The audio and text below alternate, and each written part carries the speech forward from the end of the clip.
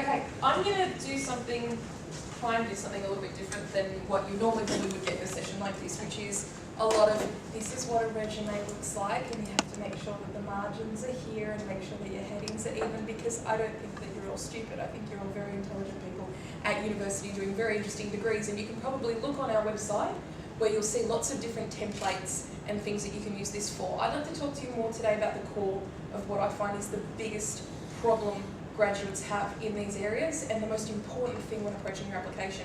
And we're going to start by trying to put our head in a space that's different to ours. I'm going to ask you to change perspective. But before I start asking you to change perspective and think from somebody else's point of view, I'll get you to start by thinking about my point of view.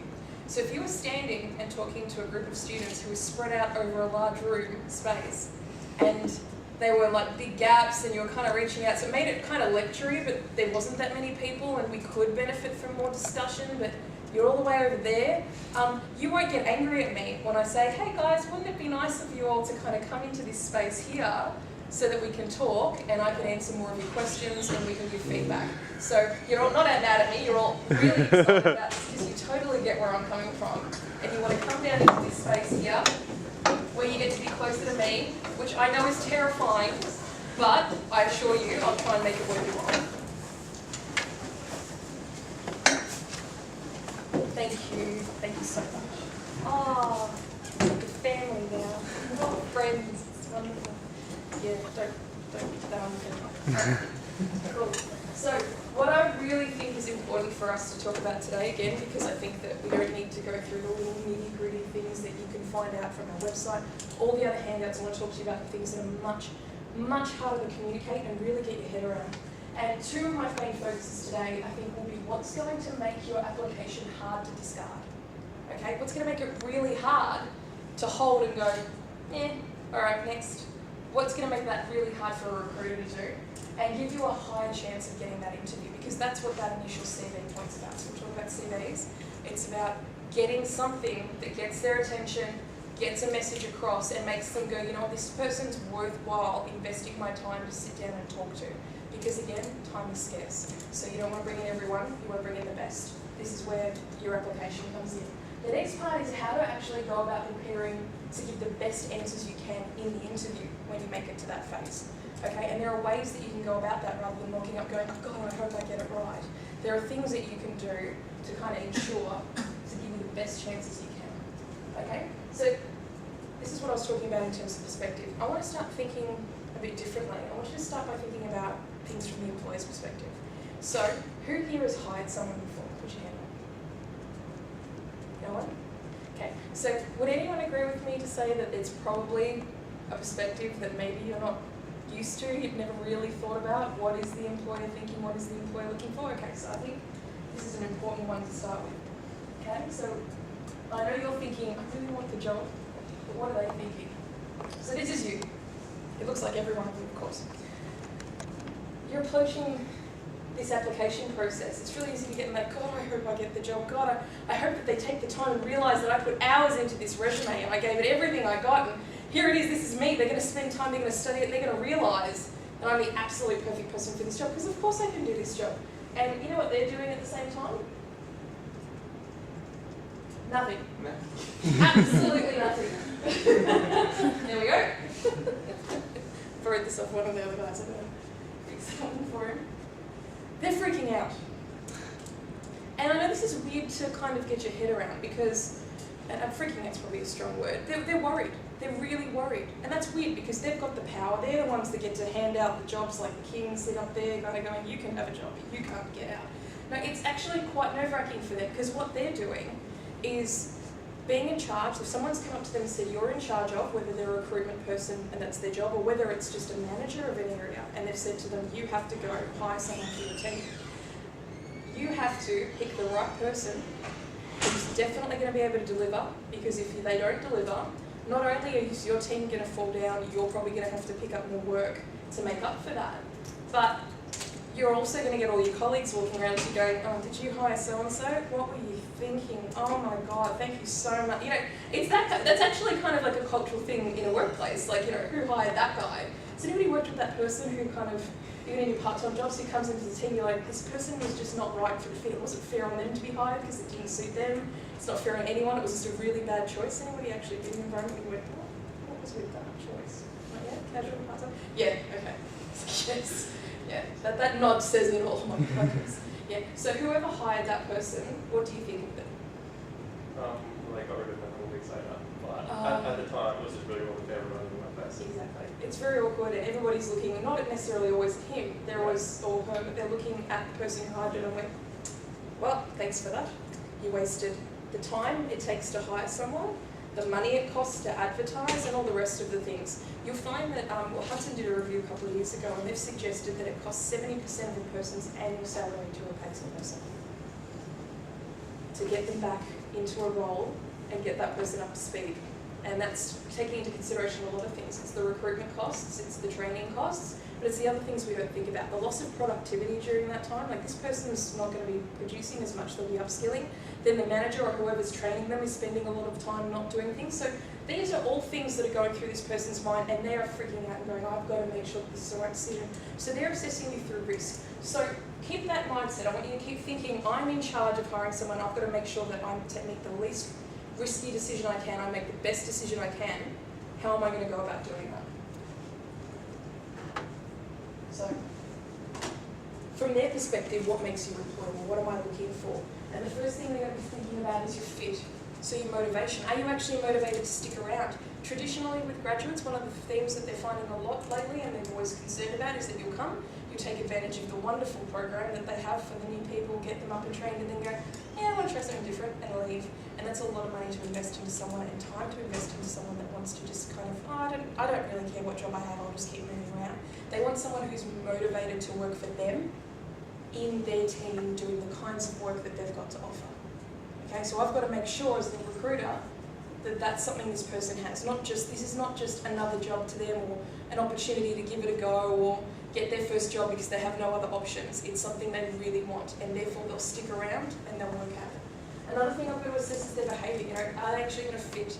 If they've got a good ability to build relationships, are they going to work well with the other people? And just the kind of culture that we have here. Capacity, okay? Or capability, sorry. Technical. So technical is a big one, especially in your field. And you'll find that a lot of that can be assessed through your degree. If you have a degree, we can kind of be fairly certain that you have certain skill sets that you've developed that were a part of the curriculum here, certain technology, etc. This is the really tricky one, the bottom one, employability skills.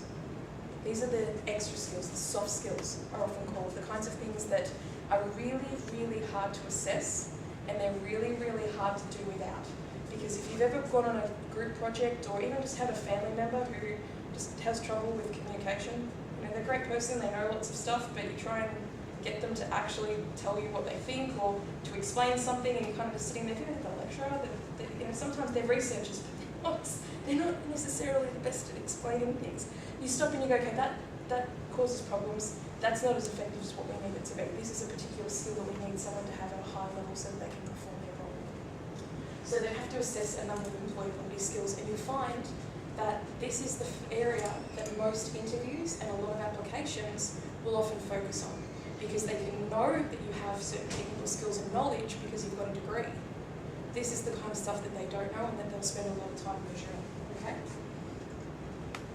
So the key skills for engineers, for recruiters, this is some research that was done regarding what are recruiters in engineering fields looking for specifically in terms of those skills. What are the key things that they're going to be assessing?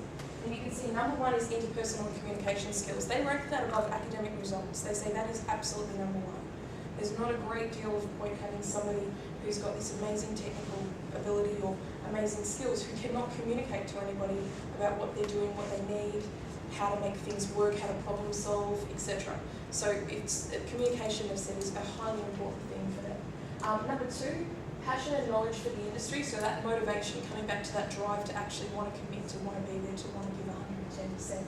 Number three, work experience. This ranks a lot higher in engineering than it does in most other areas, and I think you can imagine why, because it is such it's very vocational. It's something that you're learning to do specifically.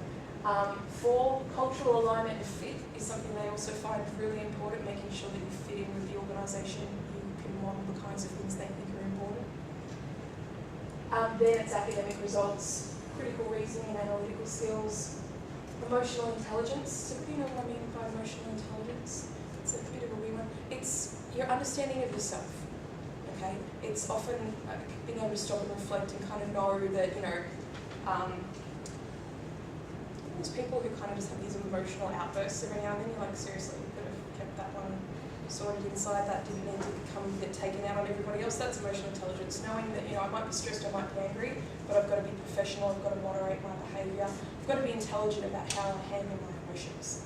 Okay, and how I present my emotions in the workplace. And that sense of self-awareness, I know who I am, I know where I'm at, I know the types of skills that I want to build in the future, I know why I'm here. So those kinds of things can all come into that emotional awareness. Team skills, activities, and finally leadership skills, which is a really interesting one, I think, because a lot of people have that real sense that every graduate program, all they want is to show leadership skills. And it's a bit of a fallacy in some cases. You'll find that often some career fields want their graduates immediately to have leadership skills, whereas others don't rank it as highly at the start. It's a nice to have, but they see it as something they can develop in the future. Okay? So these, I can almost guarantee you, are the types of things that they'll be looking for, and these are the types of things that they're going to want to reduce their risk on, which means that when I have your application or when I have other things from you and I'm assessing you, I need proof. I need something really solid inside that can reduce my anxiety about hiring you when you're not the right person and you don't have these things. I'm looking for evidence that you have these things, and I'll talk more about how that all comes together. So, how recruiters reduce risk? The first thing they do is they spend time actually analysing this position. They start looking at it and going, okay, what is it that we need? What are the absolute must-haves for this job? This person will be doing these kinds of tasks, therefore they'll need this kind of technological skills, they'll need their bachelor in engineering, and these are the kinds of skills. They're going to be dealing with clients a lot. There'll be a lot of face-to-face with clients, a lot of consulting like that. What are some of the skills that you think they're needing in that case?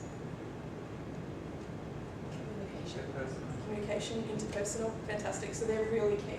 If I stopped and went, okay, they're going to actually be taking on as a highly analytical role. They'll be specifically doing analysis of things, the way that things are working at the moment, and giving recommendations. What are some of the skills that you think that I'd be needing that person to have? Critical thinking, problem solving. Yeah, critical thinking, problem solving, analysis. So this is something they do. And, you know, it's nice. I could sit there and go, oh, I want them to have everything. It'd be fantastic. I want them to have great communication, interpersonal, critical reasoning, and to be creative and a big picture thinker, but also have great attention to detail. Oh, and they'll be really enthusiastic and energetic, but they'll also be, you know, able to really focus for long periods of time on their own, but work well in a team as well. And you can get lost in these things and make this criteria so huge that no one could possibly live up to it. So people from recruitment who work in this field, they know that they've got to go, okay, well, what are the critical things? What are the things that we absolutely have to make this job workable for us? And they'll use that as their base criteria. And that's what you'll call the key selection criteria, and that's the kind of thing you'll see on job ads.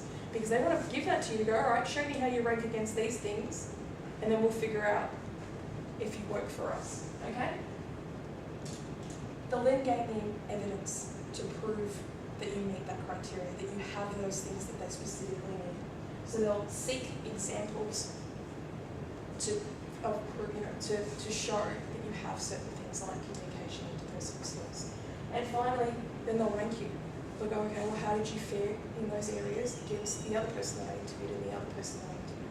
So that's their way of going, this is the pool of candidates. This is how I can assess to make sure that I reduce my risk and I get the best person available to me at this particular time. Does that make sense to everybody? Is that kind of, seems so obvious, but I don't think it's things that we usually think about when we're applying for the job. It's just, I really want this. So, with this in mind, how can you help recruiters reduce their risk? And not reduce their risk by making it easier for them to, making yourself better, but it's more about them in that recruitment moment. They have to sit there, they have to analyse your application, they have to sit there and they have to assess you when you interview. The ways in which you can make sure that you reduce any of that fear and that anxiety for them is to reflect on how you meet the selection criteria and be really direct about it. So rather than doing the whole, I'm creative, I'm innovative, and I'm big picture thinking, going off on tangents about all the things that you have. No, let's sit back and focus on what they've asked for, what they think is important, how do I fit that criteria, how can I prove it? Okay, so that's definitely the next point. How can I prove it? What kinds of examples from my past, what kinds of things that I've done that really show that I have these things that they've asked for? Because if I don't have that, then it's just them going off blind faith, and they don't do that, especially if you're against recruiters. They're trained to make sure that you have as much as they need. Ranking applications. So making sure that you kind of stand out in different ways. If you speak another language, make sure that you sell that. That's something that might be different to you than other people.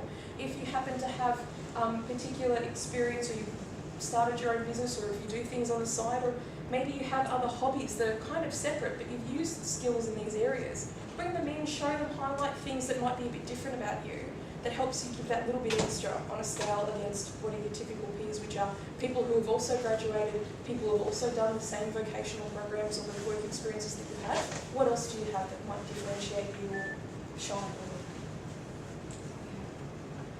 So, I'm going to quickly look at this job.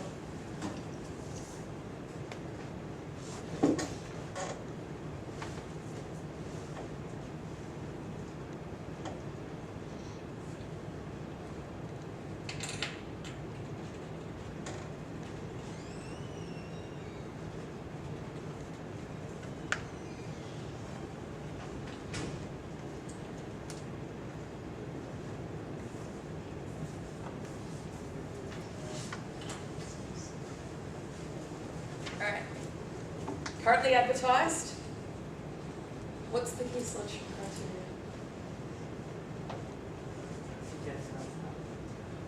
Applicants must have. Well, there is usually a link in the position description, so you can find the selection criteria. For this one, I cannot see any link. But what I can see is applicants must have. Applicants must have. Let me see if I can zoom in on that area. Yeah.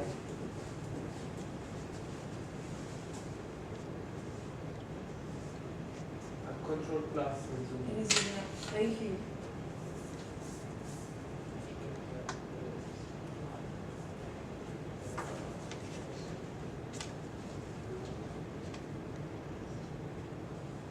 Okay, applicants must have, and this is interesting because a lot of people get caught up in responsibilities, what you will be needed to do.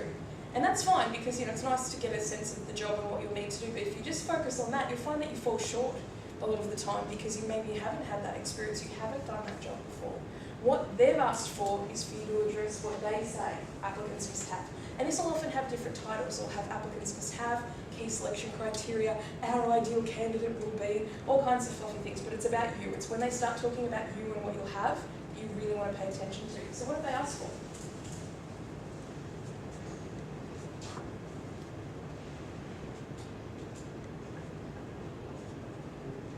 A degree? Technical skills and So it's a lot of that program. degree, technical skills. So we have these kinds of programs. I don't know if you guys are all electric or we've got a bit of IT in here. Or what's everybody doing in here? I guess we're all electrical. All electrical engineering? Mostly electrical, a couple of mechatronics guys. A couple of the outcasts guys. Not electrical. It's close enough. I mean, they do programming and stuff as well. Oh, we'll let them stay then. It's fine. No, that's good. That's really cool. So does everybody have these kinds of things? Because they all look terrifying to me. I've got family in IT, and every time they start speaking about work, it's like a different language, and I'm just like, C++ and this and C dot and all my own. Do you guys have these kinds of things? Yes? No? Maybe? Cool. Okay. Did a lot of this stuff come from your course? Cool. Okay. So a lot of this stuff can be assessed by them going, do you have a degree? Do you have these skills? A lot of this stuff they can kind of go, okay, I can pretty comfortably say that you'll have these kinds of skills if you've got a degree, and if you fall short in certain areas, you might need to do a quick course in the meantime or go online and learn this stuff. What do you think of the stuff that, what are the soft skills that they're going to want to assess that it would be more difficult for them to learn about? Teamwork. Plan, organise, are you teamwork? What else can I see? What else is a soft skill up there? Passionate. ability, desire and ability, so that's able to learn and grow. There's another key one in there. Attention to detail. Attention to detail, definitely. Anyone else? One more, a bit higher up. Driver's license. Communication. So driver's license is something you can pop on your resume and there's a little tick like, cool, they've got that. But these are the challenging ones. This one's here. When you start looking at a job, this is what you've got to be doing. This is the kinds of thinking that you need to be doing. You go, okay, what are they really easily going to be able to get from a list on my resume or from the fact that I have a degree? And what am I going to have to invest a lot more time proving to them that I have? And you'll find it's usually the soft skills. So it's communication, it's planning, organising, able to make decisions in a timely manner, and passionate about design and able to learn and grow. Like, how do you prove that you're able to learn and grow? And how are you able to prove that you're able to learn and grow more than the person who's sitting next to you? It's tricky, isn't it? It's weird. Okay. Problem solving, attention to detail. These are things that they want, and these are things that they're not going to know about you from your degree. Okay, you can pass your degree and be really crappy at working in teams. Trust me. I work with a lot of people who do those things. This is the stuff that they have to get worried about. And I'm going to tell you why. I think skills are one of those things that people find really hard to get their head around why it's so important. It's like, yeah, I can communicate, I text, I call people on the phone, I have a degree, like that's totally communication. It's deeper levels of that, and it's the kind of thing that sews everything together when you go to work. An example I might give you is, if you haven't had me use this before, I don't think I've seen it here, football. Okay, so somebody can imagine AFL or any football or any sporting team, but I'll refer to AFL. If you had a player or a potential player and you stuck them in a room and for 3 years you got them to study, 4 years, 5 years, 6 years, however long, the technical aspects of football, all the rules, the best way to kick, the best way to do these things, the best way to analyse the field and figure out who to pass to. And then at the other side, you also put them in the gym for a couple of hours a day and just got them massive. And you're like, yeah, you're totally fit and you're totally that. Would you put them on the field on the most important game of the season and trust that they'd be able to perform? As well as the others? No. No! Why not? This is what's really hard to think about. Like, it's like, I'm here, I'm great, I'm totally ready to do this. But why would I maybe be a bit nervous about that? You want someone who you know can perform on game time or game day. Yeah, I want some more proof that you actually can handle the things like, if you want to break it down into words, the stress of working, of being under pressure to perform on the day when there's all these expectations and you're being watched by thousands of people. That would be a criteria. What else might I want to know about them? Match fitness, because being in a match is very different to being in the gym. Yeah. So it's being like physically on the day, pushing yourself. To actually push themselves in the field as well. Fantastic. How about the way they get along with other people, how they work with their team? Can they actually get along? Yeah, work, fit with, that's another thing, chemistry. So do they fit with the team? We've seen amazing players go to different football clubs, I'm sure you've seen in the paper, and they're like the best and they rock up and then the whole team is like in shambles and you're like, how is that possible? You just got the most amazing player. Cultural fit, like actually fitting in with the team, is so important. Teamwork, can they communicate to other players on the team? Can they, do what it takes to be able to build those relationships so that you can trust that that person will be there? There's a bit of intuitive nature after a while amongst those players. They know where people will be, they know their strengths, they can all work well together. If you get somebody on board, you want to know, well, can you work well with teams? Do you communicate well? Can you problem solve? Can you figure out, like, if I'm stuck here and everybody's like in front of me and they're all bigger than me and stronger than me, how can I get out of this situation? These are some of the things that I want to know to prove. So that's what I mean by skills. These are all the little things that are going to sew up your performance in the job, and these are the why they care about them so much. Any questions? Because once you've got this down, everything else gets really easy. Okay? You probably just haven't thought about it like this before potentially.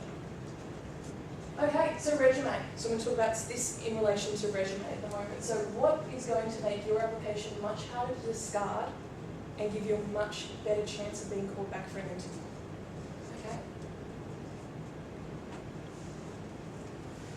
I really do want you to picture this scenario because I advertised for a casual position, not a casual position, a customer service position at Monash Careers a while ago. They asked me to come over and help them with their recruitment. And I got 140 applicants for one job in customer service. Just, that was my weekend. You know, I don't have time.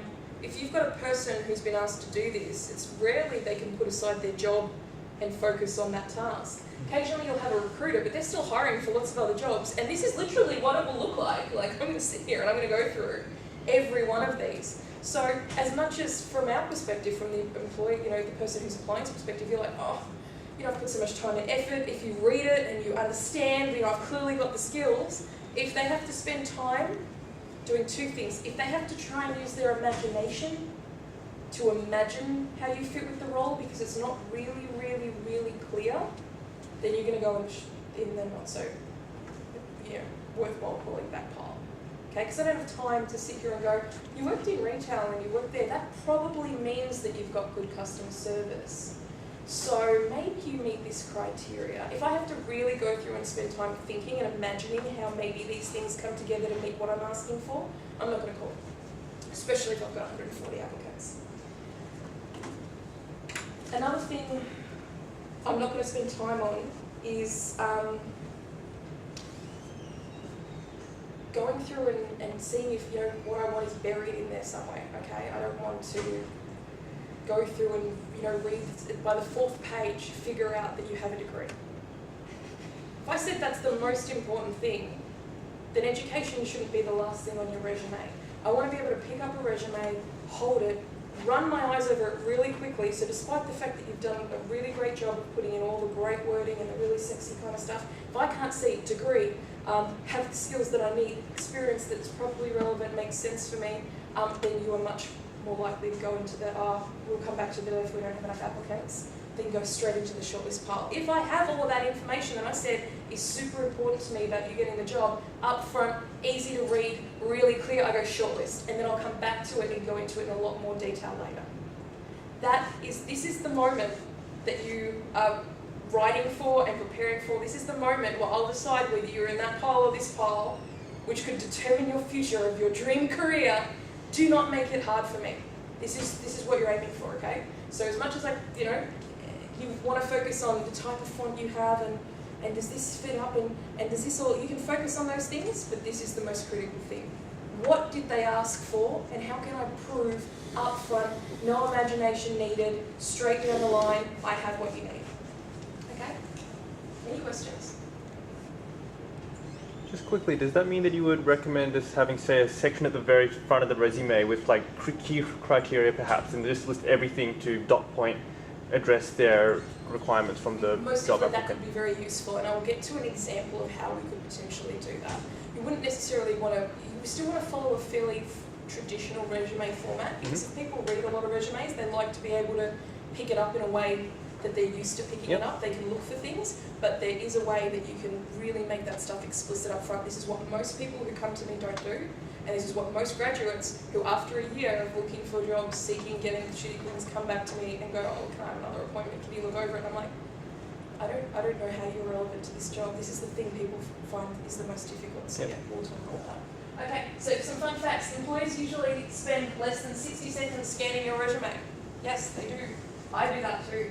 80% of screening happens with the resume at the start. So resume, usually the first document we will look at. Spelling errors and typical errors will reduce your chances of being shortlisted by 50%. Get somebody to look at your resume and do a proofread.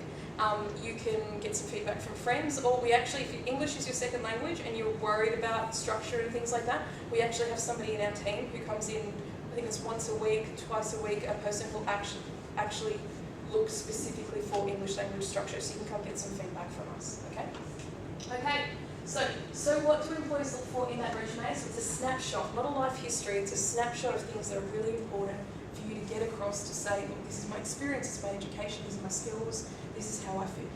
A brief and something that's brief, relevant, and easy to read. So in your cases, you're probably looking at a 2 to 3 pager at this point. If it's pushing 4, then I'm hoping that you've got a hell of a lot of history. If you haven't got a lot of experience in the past, then that's not something that's too much. Okay, we can condense it, we can make it shorter and sharper. Okay, emphasis on track records and achievements. Interested, so readers want to read more. So try and use, language that highlights, the positives about it, the strengths, the things that you do well, and tailored to the specific job for that employer. This is the trick. If you go for one job, they want one set of things, and then you're going for other jobs in different fields just to kind of, see what options are available to you, and they're asking for different things. Don't send them the same resume or the same cover letter or the same selection criteria, okay? Because you're not addressing what I need you to address, which is what I said in the job ad or in the seeker selection criteria, whatever I put forward, what I need, okay? That's what you need to do. So I'm not saying you have to rewrite your resume every time, but there are definitely sections that you're probably likely to change, okay?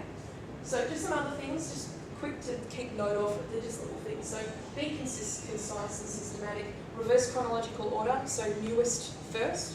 And you can split your sections to make sure that you have the most relevant things first. So if you're doing, say, retail casual work at the moment, but you had this great internship that you did a year ago, then you say, you've got to put the most recent first. You're like, oh, well, that means I have to put retail on the first page and then I have to turn the page to get to the relevant experience. That doesn't work. Break it up differently. Have a relevant work experience section, then have an other work experience section. And that way you've got, again, straight up, I don't have to go looking, it's not buried down there, the stuff that I really is most important, okay? So break things up into sections that get the most interesting and most useful information to the recruiter up front, okay? Which is likely to be education, skills, and relevant experience, and the rest can follow that, okay? Give evidence for skills claims, I'll talk about that in a sec. Use action and power statements, so think about not just did a draft, or, sorry, I don't know details of what type of stuff that you guys would do, I'm sorry, that's what went to meetings. That doesn't tell me anything.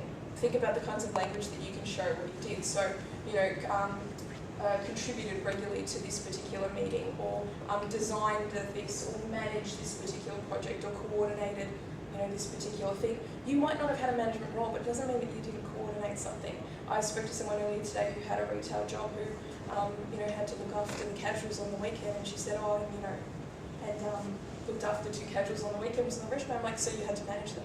She's like, oh, yeah, kind of. I'm like, so coordinate what they were doing? She's like, yeah. And I'm like, so you coordinate? And she's like, well, yeah. And I'm like, well, use that language, okay? Don't undersell what you're doing. Think about the language you could use: managed, coordinated, led, designed, organised. Look up resume verbs. Just Google resume verbs, and it'll come up with a whole heap of wonderful verbs that you can start your sentences with. People don't do this naturally. Okay, you start just by saying, this is what I did, responsible for this, responsible for that. Doesn't give me a sense of how well you did things, the types of work that you did, and the kind of powerful ways that you can write that. Okay? Go closer.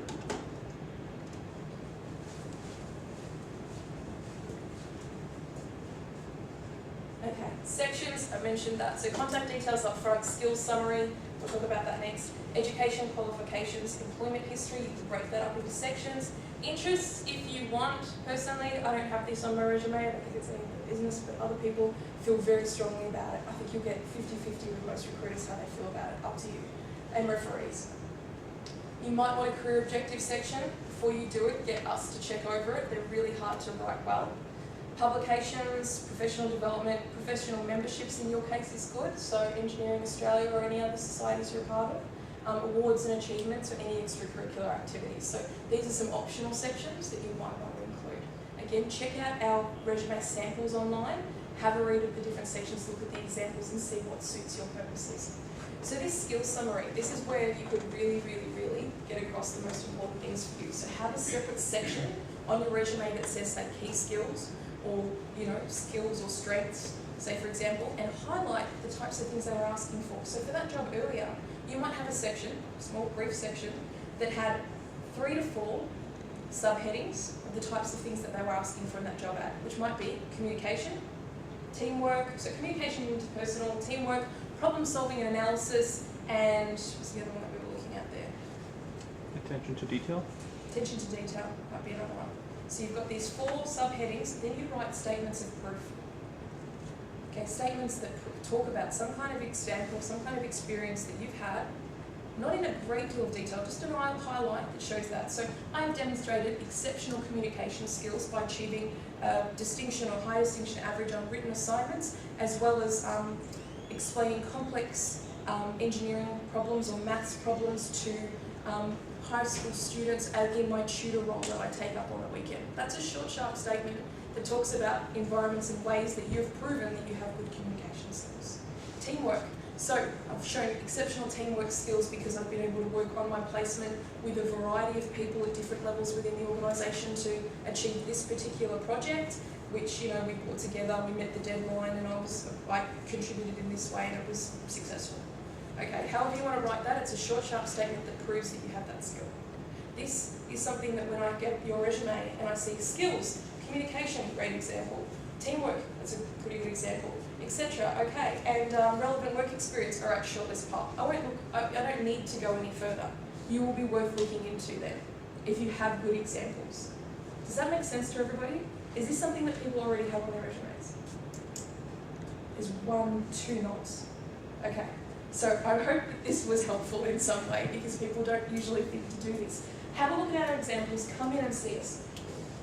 I'm just conscious of time. So this is, and the way you might do this is have a list of all the different ones you've ever seen in job ads, keep building them, and then pick them up and chop them in and change them depending on the job you go for. So aim for 3 to 4 and only put in the ones that are relevant. So you might have, for one job you put communication, teamwork, analysis. For the next one you might put sales, communication and attention to detail, because that's what they asked for. And this is the section you can keep tailoring, you can keep changing for different jobs. So have like a master resume and then change it every time you go for a different job to make it relevant, okay? These are just some examples. But again, you can have a look at some of them on our website, we've got quite a few.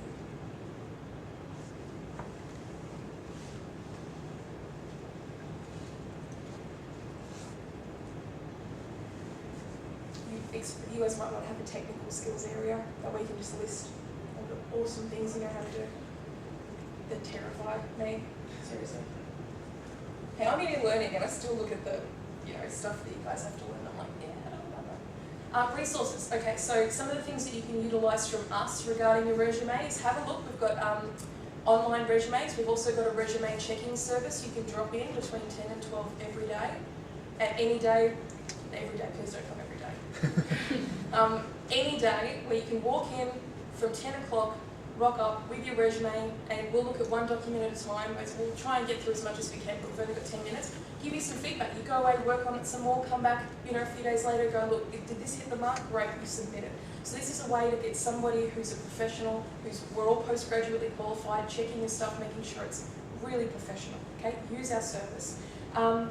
We've got resume, we've got handouts on our website, how to write a resume, we've got samples. We've got also the website Going Global. If you're thinking about applying for overseas work, check out the website Going Global with 1G in the middle.com. This has a lot of information about trends in different countries. So in Australia, it's quite unusual to put a photo, your date of birth, or your marital status, or even your citizenship status.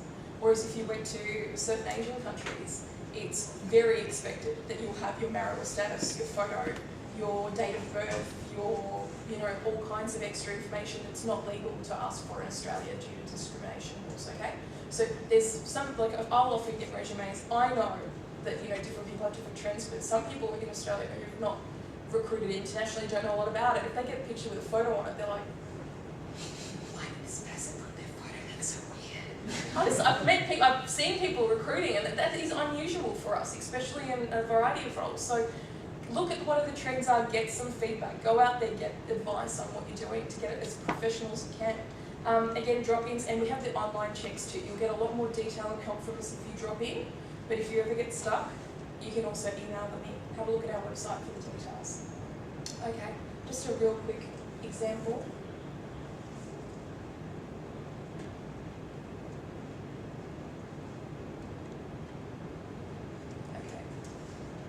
So, just what we were talking about before. So, potentially, if you want, I can give you the slides, you can hop onto these.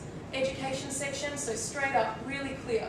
Imagine you're the recruiter and you're looking at this and you want to know really quickly, I'm sorry, I've got an IT one here, but Bachelor of IT, bang, multimedia, I wanted a multimedia graduate, perfect. Key course-related projects, so I can see that you've worked on key things there.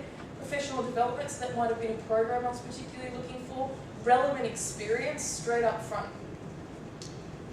And then next section, demonstrated skills. So these are key skills, explanations as to what they are. Then after that, you can put, oh, these are my interests, this is the retail part-time work that I had as well that you can draw from in your examples. And this is what a much more professional resume will start looking like for you, and even more so when you do, when you've had more experience. Okay? Any questions about that?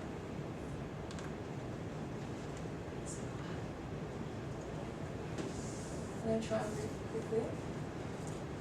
Interviews. Okay, so how to prepare best answers you possibly can. Purpose of an interview is for me to assess the stuff that I couldn't assess in your application. It's a lot harder. This is where we get a lot more to actually assessing those skills through examples, okay? So what I'm trying to figure out here is, can you do the job? Will you actually do the job? Believe it or not, people will get jobs and they'll be like, no, I don't really want to work that hard at this. Yeah, they do. You're looking at me like that guy, the person you were talking about before that got fired. Yeah, that's what they did. They rocked up and they went, I'm getting paid. I'm going to sit here and check out Facebook. Will you fit in? What do you know about the company, and why are you interested in the role? These are some really, really particular things that we want to know when you come and get an interview, okay?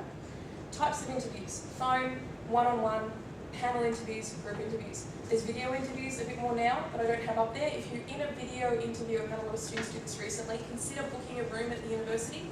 Or if you're going to do it at home, make sure it's quiet, make sure you've got your bead posters off the wall, make sure it's really professional in the background, because I've seen some really dodgy ones. So these are some of the different ones. Different types of questions you're likely to encounter. Sorry if I'm rushing through this, guys. Icebreakers, okay? It's that, oh, how was your trip in? Isn't it a lovely sunny day? Some of them can be just like a little bit like a, just break the ice kind of thing. Some of them can seem like they're more break the ice and you don't take them that seriously, but in fact they're actually motivational questions, and I'll talk about them in a tick. But the ones like, oh, well, tell me what brings you here today, and why did you think to apply for this? And you're like, oh yeah, I'll just talk very casually because we're still in that warm-up mode. No, they're assessing something now, and they're assessing the motivation. We'll talk about it in a sec. Position-specific questions. So can you tell me a bit about this role, what you thought, the aspects of it that you thought that you'd really suit well? So this is their ability to check, did you read the description of the job? Do you actually know what we're asking you to do? That might be some of the questions. Resume-based questions. Oh, so I see you mentioned this on your resume. Can you tell me a bit more about that? This is not the moment for you to go, did I? Oh, well? Oh, yeah. Don't do that. Read your resume and your application before you go in, just in case they refer to it, so you've got it fresh in mind, okay? And the reason I know that is because I've done it before when I was undergrad and just my first job. It was really embarrassing. So, learn from experience. Motivational questions, okay? I'll give you more examples of that in a sec. Self-awareness questions, closing questions, which are, do you have any questions, etc. And finally, situational and behavioural questions. So these are ones I want to talk in a bit more detail about. Motivation. These are so important to me as an employer, because this is what's going to give me the best sense. Again, interviews can be quite subjective, but done well, I can learn a lot about you. Motivational questions is about you giving me a sense of why you're here, why this job makes sense for you, why you applied for this particular company, and what's going on here. And your answer could lead me towards believing that you're here because you just want a job, you don't care where it is. So if I hire you and I'm the first one to do it, and it's 3 months later you get a call back from a job that you would have preferred, you'll leave. Or you're going to rock up because you just need a job because your parents are on your case, now get a job because you finished a degree. You never really wanted to do engineering in the first place. They were just hounding you to do something really important like engineering. And now I'm going to have to go to a job that I don't even like every day, and I'm going to sit there and I'm going to do nothing. Okay? This is what I'm testing when these things happen. Hope none of you can relate too much to that. So these are some of the questions that you might get, and they are important. I'm trying to get a sense of why this makes sense for you. This is the kind of stuff you'll address in your cover letter. We won't ask to talk about that today, but make sure that you come and see us about cover letters in the future. They can be tricky to write to, and a lot of it comes down to communicating this type of stuff. So why do you want to work for this particular company in this particular job? The way to prepare for this is actually sit down and think about it. And if it is honestly, I just need a job, I don't give rats as long as someone's paying me because I want to eat this week, start thinking about, well, based on my experience and based on the type of role it is, what would make sense for me to get out of this role? What would be a positive thing? Try and spin it in your mind, and then you might come up with a nice story that kind of connects you with that job. Okay? Not a completely made up one. It is true. You've thought about ways that you can connect. You just had to work a little harder at it. Okay? Self-awareness questions. These are the ones that give me a sense of how well you know yourself. Working with people who have crazy, narcissistic, no sense of who they are, just think that they're right all the time and impossible to work with others, are really difficult to manage. However, if you've got a good sense of kind of where you are, you know, where your skills are at, how you'd like to develop in the future, what are your strengths, what are your weaknesses? You know, if you can actually tell me, you know, this is something that is a weakness of mine and this is what I'm working on, that shows a lot of self-awareness. If you say perfectionism is my weakness, then I'm going to say you're a liar.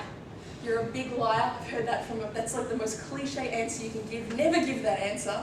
Think of something real that's not critical to the job and kind of talk about how you've worked on it though, and it's pretty much on the wraps, okay? So, but these kinds of questions are the ones that kind of get me a sense of, you know, what kind of person, how well are you going to be at developing in this company? You know, taking constructive feedback, that's what I'm assessing here. So these are some of the questions that might address that. Behavioural interview questions. These are the super important ones. They're the ones that 90% of graduates get asked in their interviews, okay? So a situational question versus a behavioural question. We'll talk about that. Situational questions are traditionally, back in the day, what people asked before they realised that the best indicator of your future performance is how you behaved in your past. Before they knew that, they asked situational questions. Now they ask behavioural questions. Let me give you an example of a situational question. You know, tell me about a time. Oh no, sorry. Let me take that all over the place. What would you do if this building was to burn down right now? And then you'll say, well, I would turn to my fellow colleagues and make sure that they were all comfortable and aware. I would make sure that they were all marched out in an orderly fashion. I would make sure that I went back, checked the room, made sure everything was safe, kept everybody calm. I'd walk them out to the appropriate designated area. Then I'd walk around and give everyone a hug, make sure they're okay, do some counselling, check that everything's going on all right. Then I'd go and I'd, you know, sit them down and I'd get them all water, and then, you know, we'd sing songs and we'd hold hands just to make sure that everything was really positive. That's a textbook. That's not a textbook, is it? That's a creepy example. You know, it's so easy when somebody says to you, what would you do? I'm like, totally, I'd totally do that. That's what I do, you know. When somebody came up, picked on you in the street, well, I'd turn around and I'd tell them, how dare you talk to me like that? But the reality of it is you're probably like, okay, sorry. You know, it's you know, we all can say what we would do and we can give what we know is the right, you know, fancy, lovely answer. But that's not going to give you the best response. They're very unhelpful asking situational questions. That's why we know, as interviewers, to ask behavioural questions, it's what did you do when you were in this situation? And you might think, well, yeah, I can still lie to that, and you can. But it's a lot harder when someone says, tell me about a time where you had a difficult customer in your job, and you tell them. They're like, tell me how you handled that. You handle it. Well, what did the person say then? Oh, well, this is actually what happened. So what was the result of that? How did your manager react? And they start probing and they start asking questions. If you've done proper training around that, you can start telling when there's holes and when a person's giving you really vague answers and when they're likely to be lying. Okay, so it's not in your best interest to lie in a behavioural question. You can jazz it up a bit, but not in your best interest to lie. And it is something that we can use to get a good sense of how you're likely to behave in the past. So if you said to me, how have you handled the situation when, you know, the building went up last time, and I said to you, well, actually I ran over the room screaming and left everybody for dead, then I'll be presuming that you're going to do that again. So these are the kinds of questions they're going to ask you about your skills that they want to assess. What have you done in the past in those areas? And that gives me a good sense of how you're going to do it when you come into my job. Okay, so yeah, so 90%. So tell me about a project team effort that you were involved in. You start talking about it and I'm like, okay, tell me about your role in it. Tell me about any challenges that you had over the way.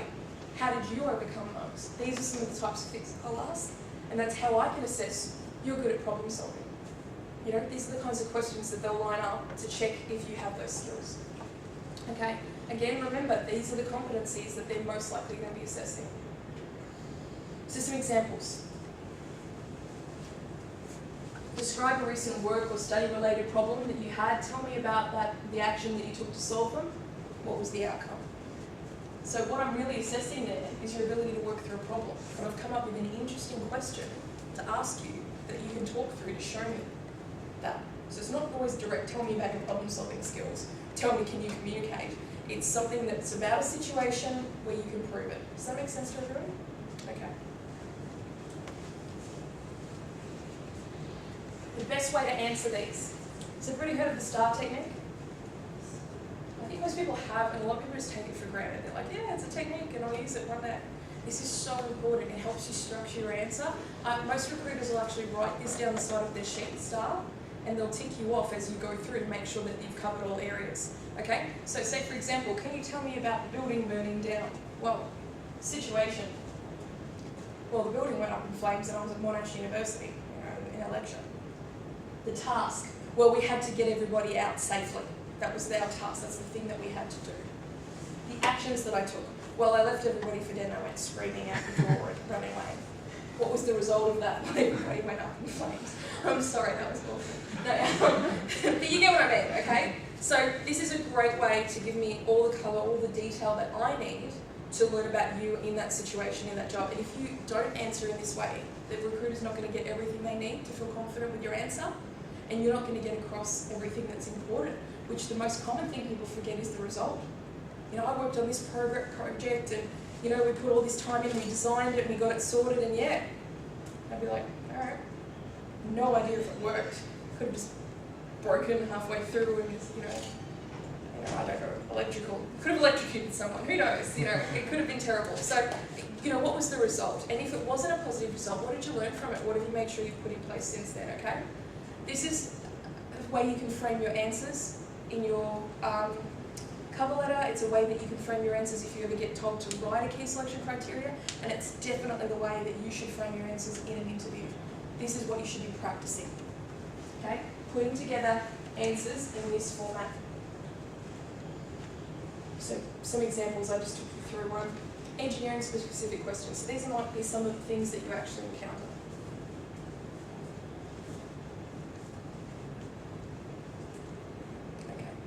So I call you and say, hey, guess what? You've got the an interview for that job that you really wanted because you wrote such a good resume and you got it checked by Employment Career Development, so naturally it was fantastic.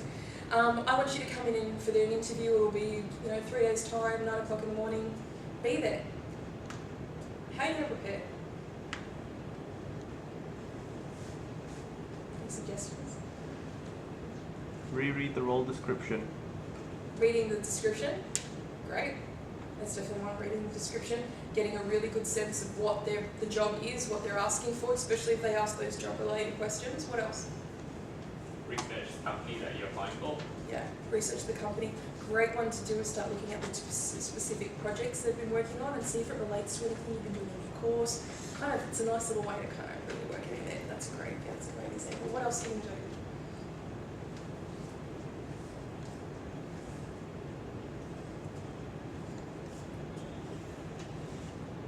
I'll wait here till 9 o'clock tonight. Don't you worry. You're going to have to share something with me. Anyone else? What else are you going to do? Do you make sure you go well about your resume? Yes, definitely double check that resume so that they don't point and go, what was that thing that you wrote there? And I'm like, I don't know, I copied it off somebody else. Don't do that. Anything else? Pat, what is something you can do to prepare for those motivational questions that I'm going to ask you around, why do you want this job and things like that?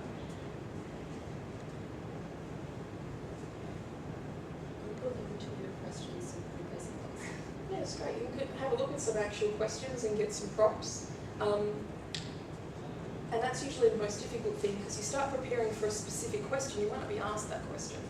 So it's usually just planning around that. So ask yourself before you go in, why do I want this job? Why this particular company? Why does it make sense for this point in my career?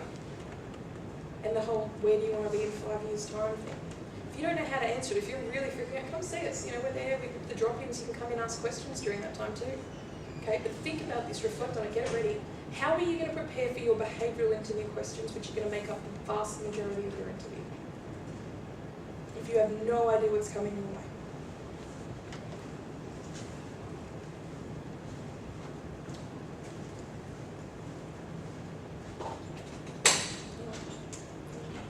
So what do we know so far about the job?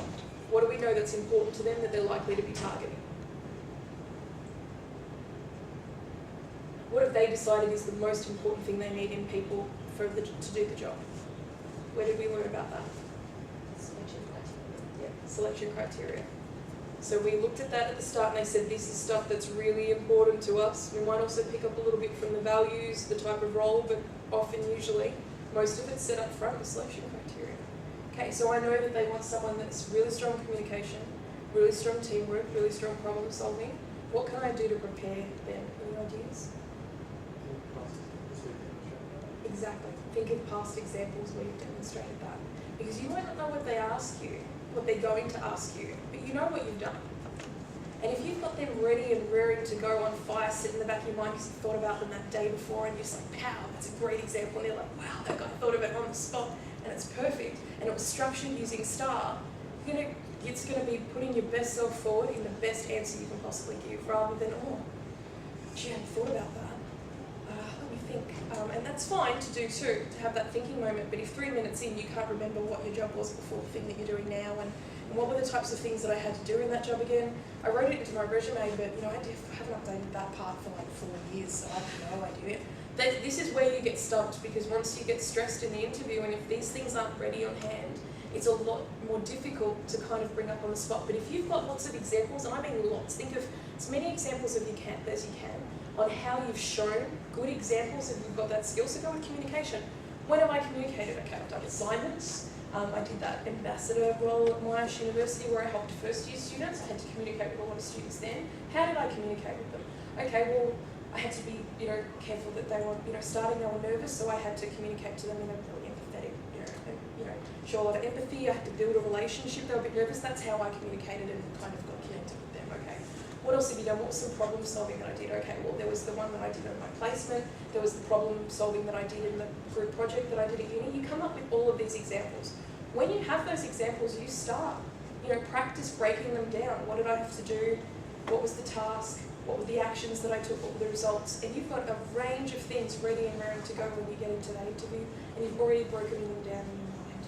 So that way, when they ask you something, you've got stuff to draw on. You don't have the exact answer to slot in, but you've got plenty to draw on. Okay? Think about also challenges that you've had with communication, challenges that you've had with teamwork, challenges, because a lot of the questions can also be about things that you found difficult. Once you have that base, you're going to completely shun an interview and you can go in feeling confident. It's that sense of I have no idea what they'll ask me that is usually the most terrifying. Okay? So preparing the questions, just like I said, selection criteria, STAR, have a look at the vision, values, ask yourself what's important to them, get a sense of like what, I can talk to around that. Okay? It's all the things I just said. Some common mistakes, just quickly before we wrap up, things just to be conscious of. I don't like to point out the negatives, but this is just good things to be aware of. Highlight lack of experience. I see this a lot. I've already seen 3 resumes today that have this in it, which usually have things like, although I don't have, or, I don't have a lot of experience in this area, or, things like that. You don't need to highlight things you don't have. That's their job. Their job is to figure out where the gaps are. Don't make it easier for them. Your job is to highlight your strengths, the things that you have, and why, despite the fact that you haven't worked, as in sales in this particular role before and going out and communicating stuff about products that we have. I did work in retail for years and I had these things and this is why I have it. You don't need to point out what you don't have. They're figuring that out. You need to point out what you do have and put it in a positive light. Okay? Don't tell them you have things when you've got no proof. Okay? Unsubstantiated claims. Okay? This is what we often get in resumes, and this is why we talked about skills earlier and about proof, because a lot of people will write, I am honest, reliable, loyal, I have great communication skills. And that'll be it. And I'll be like, okay. And I'm an astronaut. There's nothing to back that up, okay? If you're going to make a claim about something, make sure you've got proof and make sure you communicate it at the same time. Okay? Not too many things, much like I mentioned before, about them asking for too many things from you. Don't feel like you just want to say, I'm all these things. I'm hardworking, motivated, I'm eager to learn, I'm reliable, I'm proactive, I've got a professional attitude, I've got a great eye for detail, and I'm highly analytical. There's no value in that because, as much as you might have all these things, you're better off focusing on key areas that are of interest to them and going into more depth, more proof than just listing off all the ways that you're amazing. Okay? Other common ones, so not answering the question, so really think about what you've been asked and then answer the question. If you need to, think of the keywords. If I ask you, can you please tell me about a time when you demonstrated exceptional, really strong communication in an environment where, it was difficult to communicate ideas, and you sit there, and what was the outcome, and, have you learnt anything from that experience? And you're like, whoa, that's a big question. What were the keywords that I asked for? What do I really want to know? Communication. And different types. Different people say